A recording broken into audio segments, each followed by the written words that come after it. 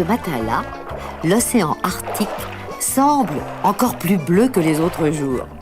Au sommet des vagues, on voit apparaître et disparaître les têtes noires et luisantes des phoques. Ils sont des dizaines qui nagent en direction de la banquise. Aussitôt qu'ils l'ont atteinte et se sont hissés sur la berge, ils se répandent par couples sur la glace.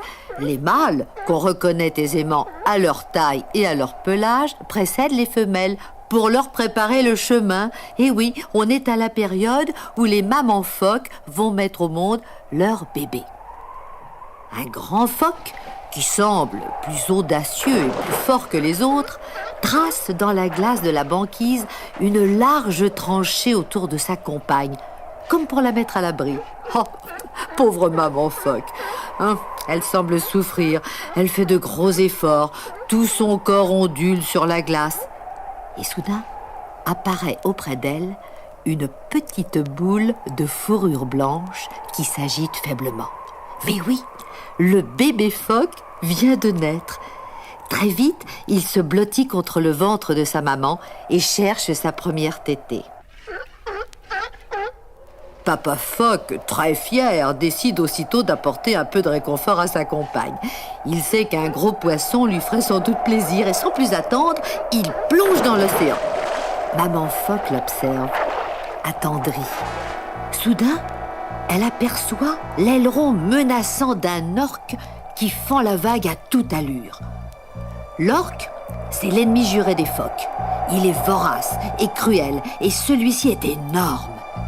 Il se lance à la poursuite de Papa phoque. Dans l'eau glacée et limpide de l'océan commence alors une poursuite dramatique. Le phoque, qui a repéré son ennemi et qui sait qu'il ne peut se sauver qu'en fuyant, fonce de toute sa puissance entre les blocs de glace qui laissent entre eux des trois passages. Il parvient à s'y faufiler et le chemin se referme derrière lui au moment où l'orque essaie de s'y engager à son tour. Patatras, c'est la catastrophe. Le monstre vient s'aplatir sur les blocs de glace, roule sur lui-même et perd un moment son contrôle.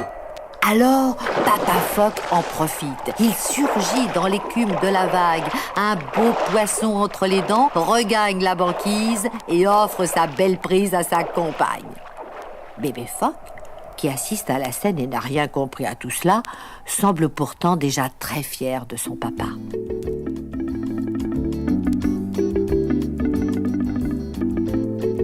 Très vite, Bébé phoque se montre plus hardi que tous ses petits compagnons. Il est même peut-être un peu trop audacieux. Ce jour-là, de glissade en glissade, il a fini par s'éloigner de ses parents. Il se retrouve soudain seul. Que faire? Il tourne en rond, pousse quelques petits cris, glisse à gauche, à droite. Il essaie de se rassurer en cabriolant dans la neige qui tombe à gros flocons. Bah oui, c'est drôle d'onduler sur la glace. Encore une glissade et le voici qui perd l'équilibre, bascule au bord de la banquise et manque plongé dans l'océan. Il se redresse d'un coup de rein et se trouve soudain en face de quelque chose qu'il ne connaît pas encore. C'est un petit garçon qui lui aussi est perdu sur la banquise. Oh, un bébé phoque! Je ne pensais pas que sa fourrure était aussi blanche. Hé, petit, n'aie pas peur. Je ne te veux aucun mal.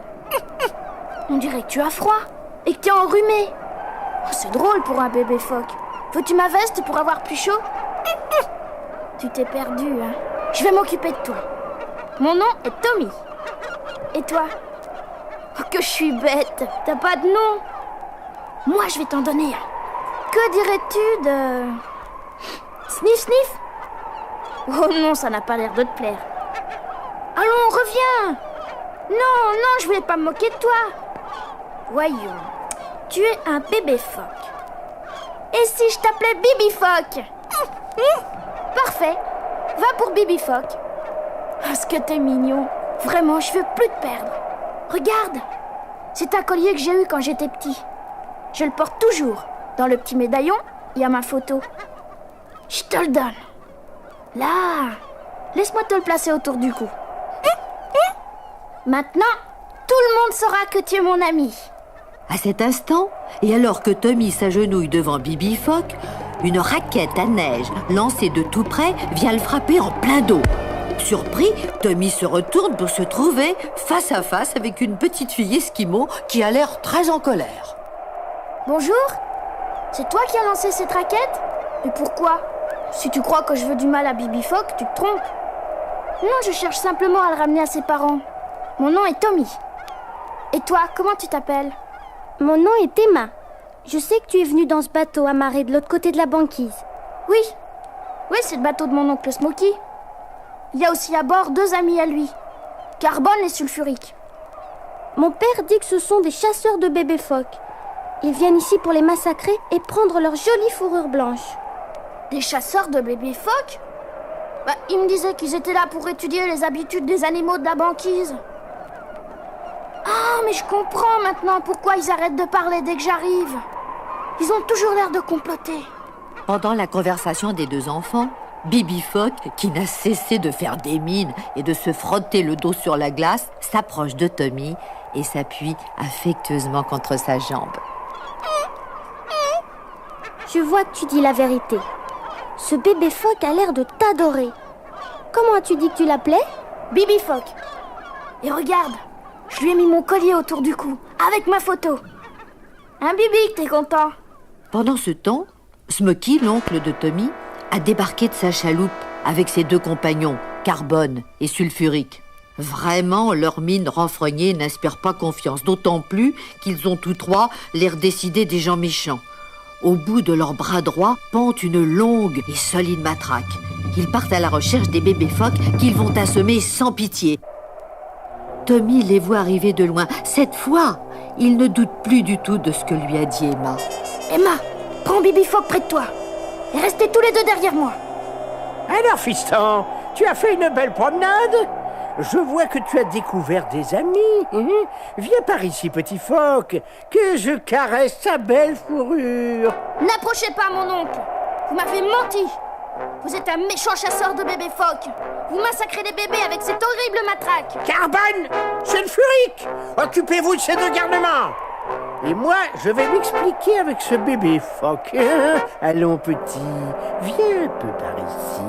Emma, courageusement, comme une vraie fille esquimau, s'est jetée devant Bibi Phoque aux côtés de Tommy.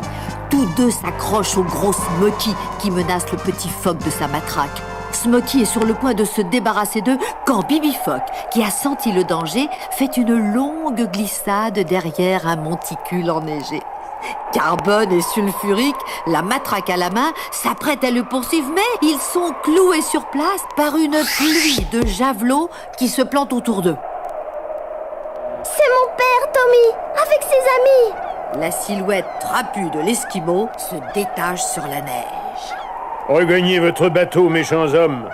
Quittez la banquise, si vous ne voulez pas être transformés en statues de neige. Comment? Vous, des Esquimaux, vous défendez les phoques? Je ne comprends pas. Nous interdisons le massacre des bébés phoques. Ce que vous faites est sauvage, cruel et nuisible. En tuant les bébés phoques, vous anéantissez toute l'espèce. Allez, partez. Nous n'avons plus rien à nous dire. Et tout ça est ta faute, petit imbécile, va. Allez, retourne au bateau. On s'expliquera là-bas. Non, je n'irai pas. Je n'ai plus rien à faire avec vous. Je ne suis pas un tueur de bébés phoques. Oh, père, empêchez-les de l'emmener. C'est grâce à lui que Bibi Phoque est vivant. D'un geste brusque, Tommy s'est dégagé de l'emprise de son oncle. Bibi Phoque choisit ce moment pour se glisser à toute vitesse entre les bottes du gros Smokey qui perd l'équilibre. Smokey essaie de se retenir à Carbone. Carbone lâche sa matraque et s'accroche à Sulfurique qui, sous le poids de ses 2 gros compagnons, perd pied à son tour. Et voilà nos 3 lascars qui partent à la dérive. Ils glissent jusqu'au bord de la banquise où ils s'arrêtent miraculeusement. Penauds, défaits et maugréants, ils embarquent sur la chaloupe qui va les reconduire au bateau. Bibi Phoque pousse des petits cris de joie. Il éternue, renifle, crache, cabriole et gambade autour de Tommy et d'Emma. Viens, Bibi Phoque. Demain, nous nous occuperons de toi. Il faut qu'on retrouve tes parents. Ils doivent être inquiets. Mais pour ce soir, nous allons tous au village. Toi, Tommy, tu fais désormais partie de notre tribu. Ainsi naquit une belle amitié entre Tommy, Bibi Phoque, Emma et tout le peuple esquimau. Les méchants chasseurs de bébés phoques s'étaient bien jurés de revenir les jours suivants. Tommy savait qu'il faudrait à nouveau les affronter et sauver ainsi du massacre tous les petits phoques innocents.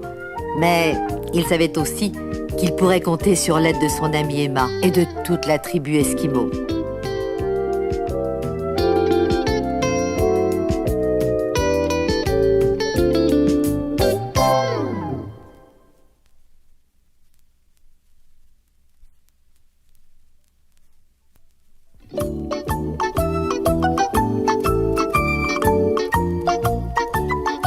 Tommy, Emma, la petite fille Esquimau, et Bibi Phoque sont devenus 3 compagnons inséparables.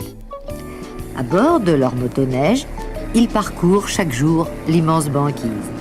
Ils rendent ainsi service aux pêcheurs esquimaux en portant des médicaments ou des messages de village en village. Ils continuent surtout à surveiller les bébés phoques, toujours menacés par les chasseurs cruels qui ne veulent pas abandonner leur proie. Ce jour-là donc, la moto approchait du village de l'oncle d'Emma.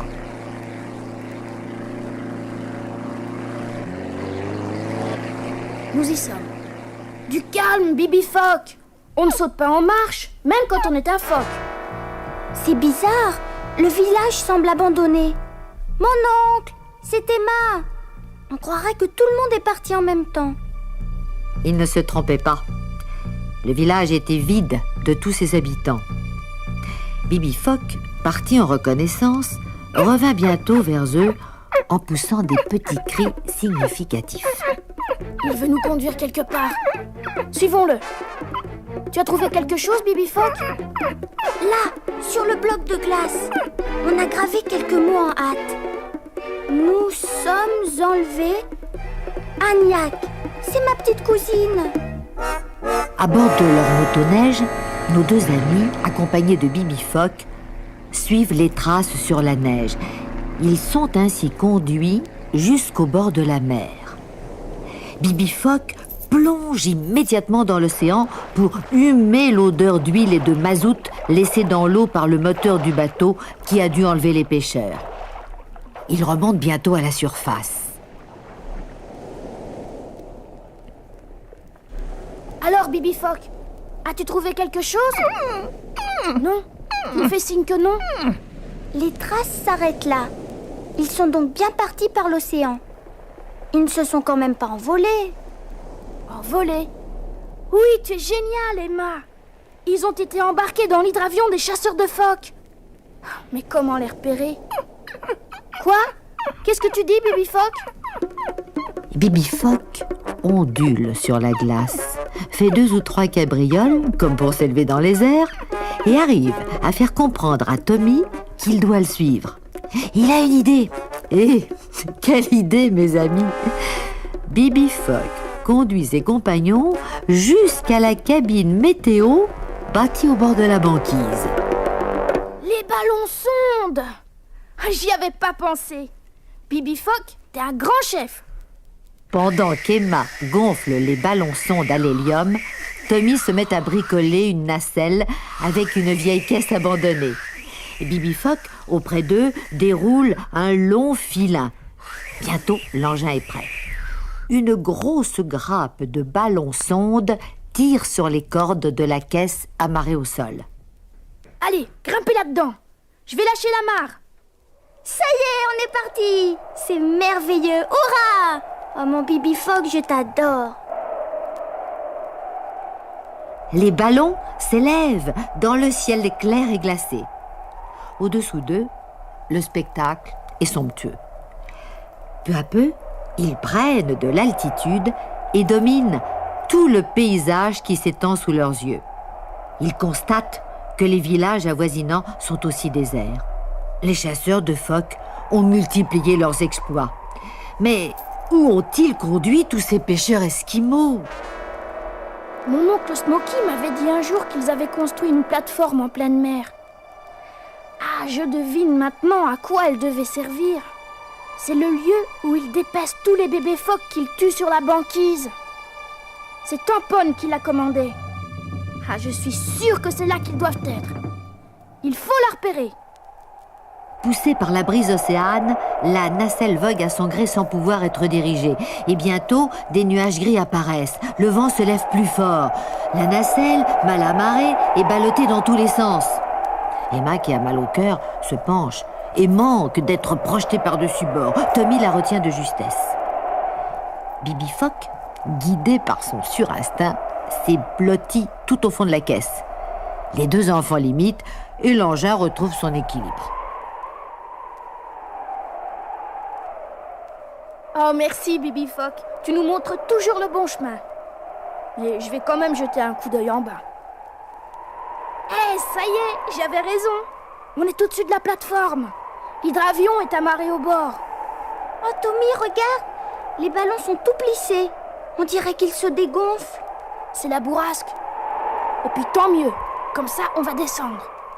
Sur la plateforme, l'un des compagnons de Tamponne aperçoit les ballons. Il court alerter son chef. Tamponne, armé de sa longue vue, identifie aussitôt Tommy. C'est le neveu de Smokey. Ce sale garnement dresse les pêcheurs esquimaux contre nous. On va le faire prisonnier avec sa petite copine. Il ira rejoindre les autres. Oh! Et puis il y a le joli Bibi Phoque avec eux. Celui-là, je me le réserve pour une belle veste personnelle. Tommy, lui aussi avec ses jumelles, a repéré les bandits commandés par l'affreux Tamponne. Il réfléchit à la situation et prend aussitôt sa décision. Emma, tu dois faire exactement comme moi. Aussitôt que nous serons à une courte distance au-dessus de la plateforme, nous sauterons. Toi, Bibi Phoque, tu te laisseras emporter dans la nacelle jusqu'à l'océan. Et là, tu plongeras. Je vais te donner un message. Tu le porteras aux pêcheurs qui restent sur la banquise. Voilà, le message est prêt. Il situe exactement le lieu où nous sommes. Prends-le dans ta gueule, Bibi Phoque. Ah, mais surtout, ne le mâche pas, hein. Ne l'avale pas. Les choses se passent exactement comme Tommy les a prévues. Tamponne, fou de joie, s'empare des deux enfants un peu abasourdis par le choc et les fait ligoter. Il voit cependant Bibi Phoque lui échapper, mais il se console en pensant que le petit phoque ne peut pas faire grand-chose pour sauver ses amis. Bibi Phoque, tout fier de sa mission, nage très vite vers la banquise. Le papier caché dans sa gueule le gêne un peu et surtout lui donne une terrible envie d'éternuer, mais avec un grand courage, le petit phoque blanc se retient. Il sait que seul ce message peut permettre de sauver ses amis. Voilà, la banquise est là. Encore un effort. Il sort de l'eau, bondit sur le bord et de toute la force de ses petites nageoires, ondule et rampe vers le village. Il rencontre bientôt le premier pêcheur qui est là, en train d'affûter un gros hameçon. Tiens, qu'est-ce que tu veux? Tu craches un papier.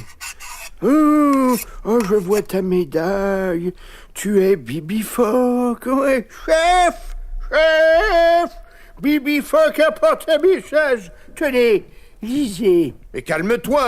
Alors voyons ça. Oui. Alors il faut prévenir les autres. Réunion de tous les pêcheurs dans la grande baraque de bois et tout de suite. Guidé par les signes de tête de Bibi Phoque, le chef reconstitue rapidement sur un grand tableau noir la topographie de la plateforme. Alors, là, je suppose qu'il y a une grue. Ah bon, il n'y a pas de grue. Bien, l'escalier d'accès doit être là. Bon, c'est bien. Les piliers, et combien de piliers? Ah bon, 4 piliers. Ainsi, s'organise très vite chez les pêcheurs esquimaux l'opération de sauvetage. Ils rangent dans leur canoë les bâtons de dynamite conservés dans la cabane et prennent la mer en ramant fort, vite et silencieusement.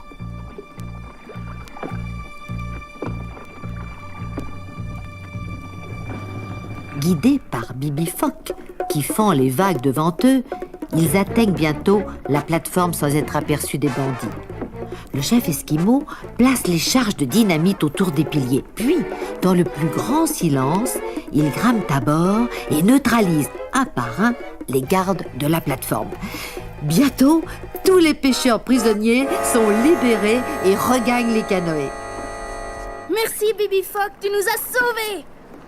Mais Tampon n'a pas dit son dernier mot.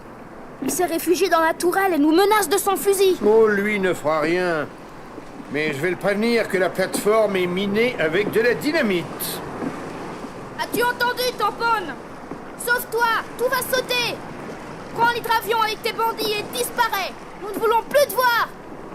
Le chef allume la mèche et regagne aussitôt le canoë où tous nos amis sont réunis. Une première explosion fait sauter un pilier, puis un autre. La plateforme penche dangereusement. Tampon, affolé, court avec ses compagnons vers l'hydravion. Ils se sont à peine éloignés que deux autres explosions font sauter la maudite plateforme.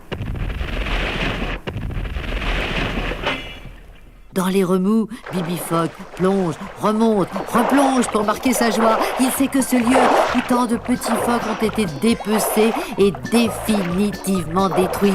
Avant que l'hydravion ne prenne de la vitesse, Tommy a le temps de crier « Bon voyage, Tampon. Et sache que tu nous trouveras toujours sur ton chemin si tu t'avises de revenir. »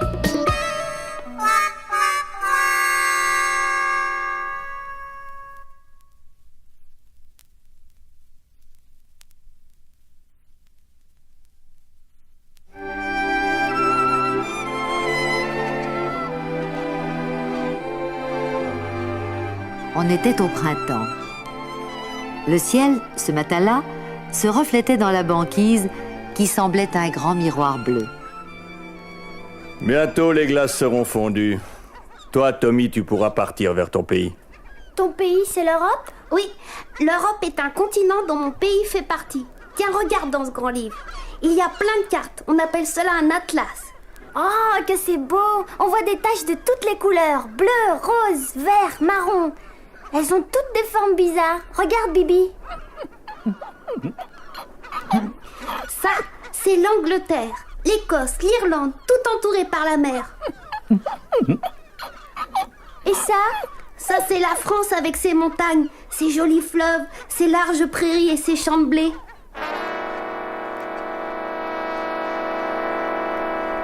Pendant que Tommy feuilletait le grand atlas avec Emma, attentive, et Bibi Phoque, qui ne pouvait s'empêcher de faire des cabrioles, le père d'Emma quitta l'igloo. Il semblait soudain soucieux. Humant l'air, il dit « Le temps devient gris. La tempête va venir. Fini le beau temps. » À cet instant, le petit poste de radio amateur de Tommy se mit à grésiller furieusement. Bibi Phoque cessa de cabrioler aussitôt, comme s'il était inquiet. Entre les craquements, une voix lointaine et désespérée se fit entendre. SOS! SOS! Ici Tanker Petroleus! Ici Pétrolier Petroleus! Demandons secours! Sommes en difficulté! Aussitôt, Tommy sauta sur son appareil, manipula fiévreusement les boutons et s'empara du micro. Ici Tommy, je veux dire, Valabi voyageur. Je vous reçois très bien. Que se passe-t-il? Ici Commandant Pétrolier Petroleus! Une explosion à bord! Notre pétrole va se répandre dans la mer! Prévenez les autorités maritimes! Vite! Vite! Position 71 degrés 12 minutes de longitude nord, 52 degrés 46 minutes de latitude ouest. Terminé, Wallaby voyageur. Merci, commandant. Vous êtes tout près d'ici. Je fais le nécessaire et nous allons voir déjà si nous pouvons vous porter secours. Terminé! Tommy n'avait pas encore posé son micro que déjà Bibi Phoque bondissait sur ses nageoires autour d'Emma qui enfilait son anorak. Aucun d'eux, pourtant, ne mesurait le terrible danger qui les menaçait. Un pétrolier qui répand son pétrole dans la mer auprès des côtes, c'est l'horrible marée noire. C'est une immense nappe gluante qui flotte sur l'eau, emprisonnant dans son huile poisseuse et visqueuse les oiseaux de mer, la faune et la flore marine. Tommy avait vu sur les côtes de Bretagne l'affreux spectacle des mouettes et des cormorans incapables de voler ou de bouger sitôt que leur plumage avait été atteint par le pétrole. Il se garda bien cependant de dire cela à ses amis, et surtout à son cher Bibi Phoque, dont il imaginait déjà la belle fourrure blanche tachée de plaques noires et gluantes. Allez, en piste sur les scooters, mes amis, et voyons ce que l'on peut faire.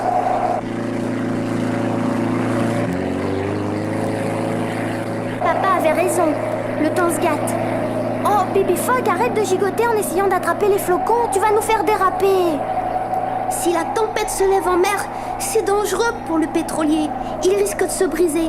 Et alors, le pétrole? Quoi, le pétrole? Oh, Emma, je n'ai pas voulu vous affoler tous les deux. Mais mieux vaut que vous soyez informés. Le pétrole provoque une marée noire qui engloute tout ce qu'elle touche. Mais c'est affreux! Oh, Tommy, la tempête devient si violente que nous ne pouvons plus avancer. Et j'ai emporté notre igloo autogonflable. Voilà, c'est fait. Mettons-nous à l'abri. Pendant ce temps, à bord du Pétroléus, les événements se précipitaient. Privé de tout contact radio, ballotté par le vent et la mer, le navire menaçait de se briser par le milieu. Le commandant s'approcha le plus possible de la côte, puis ordonna à l'équipage de mettre les canots à la mer.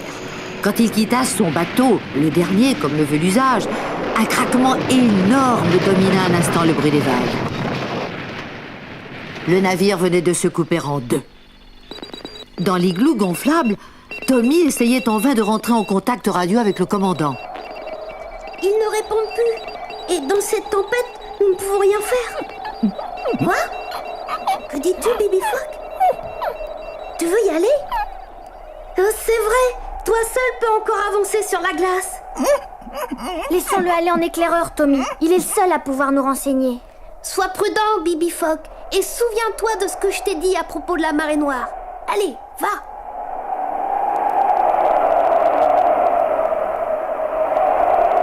Courageusement, Bibi Fogg affronte la tempête de neige. Il avance, guidé par son instinct, au milieu des rafales tourbillonnantes. Peu à peu, il atteint le bord de la banquise et aperçoit au loin les derniers feux éclairés du navire. Il plonge. Mais hélas, le pétrole s'est déjà répandu sur la surface des flots. Bibi Fogg nage un moment sous la nappe gluante, en prenant garde de ne pas monter à la surface. Puis, quand il voit qu'il ne pourra atteindre le navire, il essaie de faire demi-tour au prix d'un effort épuisant pour regagner la banquise. À cet instant, il se sent tiré vers le fond, aspiré irrésistiblement à la suite d'une colonne de liquide noir. Il lutte de toutes ses forces, essaie de regagner la surface. En vain, oh pauvre Bibi Fogg, il est désespéré. Oh, c'est inquiétant. Bibi Fogg ne revient pas. Nous n'aurions pas dû le laisser partir. On dirait que la tempête se calme. Prenons un seul scooter et allons voir. Là, Tommy, là, regarde les canaux. Ils viennent par ici. Ce sont les gens du navire. Hé, commandant, avez-vous vu Bibi Fogg? Qui êtes-vous? Et qu'est-ce que c'est, Bibi Fogg? Je suis Wallaby Voyageur. Bibi Fogg, c'est notre bébé Fogg. Il est parti à votre secours et il n'est pas revenu. Merci, Wallaby. Service pour service, nous allons rechercher votre bébé phoque. La mer s'est calmée, mais c'est bizarre. La nappe de pétrole a pratiquement disparu. Tout cela mérite une explication. En effet, la tempête s'était soudain calmée, comme cela arrive souvent dans les mers du Grand Nord. Mais ce qui semblait inexplicable était la disparition de la nappe de pétrole. On aurait dit qu'elle avait été absorbée par la mer. C'est à cet instant qu'un marin aperçut à la lumière de sa torche une tache blanche à fleur d'eau. C'était Bibi Fogg qui luttait encore faiblement. Il était collé à la grille d'un énorme tuyau à peine immergé. À l'aide de son harpon qu'il passa dans le collier de Bibi Fogg, le marin le ramena à la surface. Voilà votre petit phoque. Il va vite récupérer, croyez-moi. C'est bien pratique ce collier. Grâce à lui, on a pu le harponner sans dommage. Oh, Bibi Fogg, mon Bibi Fogg, tu es sauvé. Mais que s'est-il passé? Toi qui nages si bien. Je crois deviner ce qui s'est passé, jeune homme. Il y a certainement par ici un personnage malfaisant, sans scrupules, un vrai bandit. Oh, ça, c'est tout le portrait de Tampon. Oui, nous en connaissons un. Eh bien, je suis sûr que cet individu, avec la complicité d'un marin du bord, a provoqué une explosion sur mon navire. Mais pourquoi? Pour récupérer le pétrole par un système de pompe aspirante à travers un pipeline immergé. Oh, s'il y a du profit à faire, il est capable de tout. Et c'est cette pompe aspirante qui retenait votre petit phoque. Un moment de plus, et il y passait. Oh, si c'est ça, je me vengerai. Oh non, petit, tu n'auras pas à intervenir.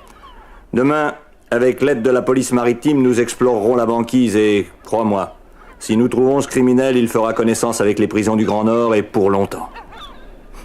Pour l'heure, il faut prendre un peu de repos et de nourriture.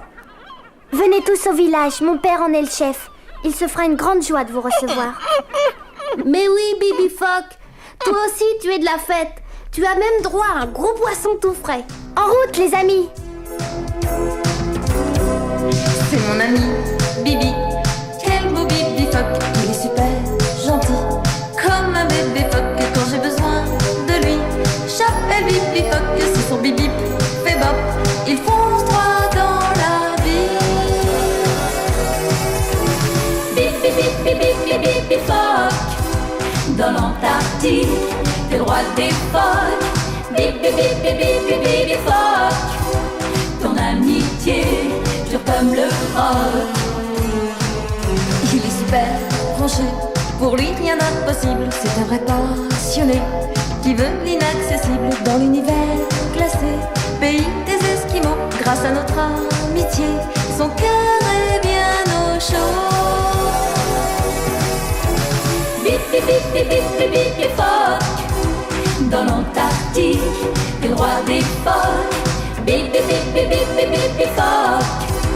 Ton amitié dure comme le roc.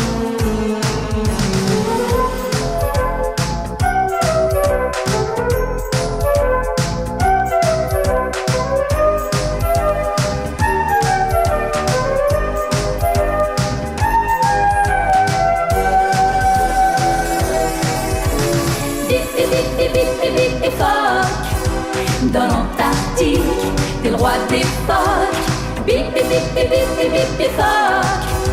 Ton amitié dure comme le roc. Quand on appelle Bibi, il est toujours là, en glissant dans la vie. Il fonce vers toi dans le bleu des glaciers. Il nous fait tous rêver à la chasse aux méchants. Il est toujours gagnant. Bip bip bip bip bip bip bip bip phoque. Dans l'Antarctique, t'es le roi des phoques. Bip bip bip bip bip bip bip bip phoque. Ton amitié dure comme le roc.